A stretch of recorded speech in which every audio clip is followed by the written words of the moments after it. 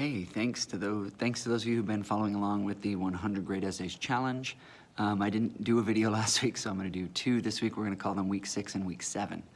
The three from last week are, the first two are really, really good, two of my very favorites. The first one is On Self-Respect, which was written in 1966 by Joan Didion, who is an incredible essayist and an incredible novelist, very, very famous as a thinker and a writer.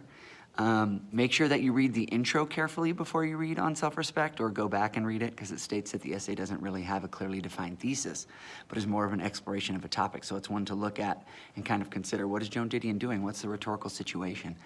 She takes self-respect and she kind of defines it in a way that feels negative. Trying to figure out what her claim is, what she actually means, what are some of the other claims, is a really good exercise for you.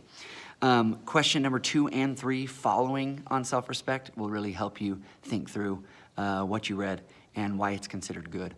The next one is Living Like Weasels, which was written in 1982 by another really famous female writer who is Annie Dillard. And it's one of my very favorites in the book. There's a picture on the wall up there at the top. I know, oh no, you can't see it. Whoop, there we go. It's over there, up there at the top. It says, Hold On to Your Dreams. It's based on Living Like Weasels. There are different sections, there are different subheadings, which gives you a sense to look at why it's organized that way. Read the essay intro, because Robert Diani, the editor, prepares you for a lot of Annie Dillard shifts. There's a really cool description in the middle of page 120 of the intense look that the Weasel and Annie Dillard shared. It talks a lot about mindlessness, and it's an interesting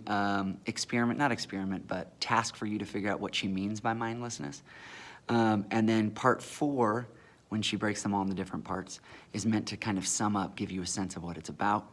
And then all 3 questions give you some important skill practice. Finally, John Donne wrote No Man is an Island. He was an ordained minister. Talks about a lot of overtly religious topics, especially later in his life. As you read No Man is an Island, which was written maybe even in the 1800s, but I couldn't find the date on this one.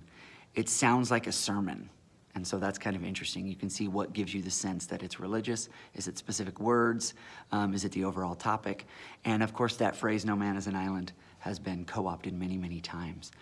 You can look at whichever of those questions follows No Man is an Island that seems interesting to you, because it's going to give you some interesting practice. All right, so On Self-Respect by Joan Didion, Living Like Weasels by Annie Dillard, and No Man is an Island by John Donne. Really good week. Hopefully a lot of you already read them. If not, you have 6 to read this week, but you have fall break, so that's cool. Okay, peace.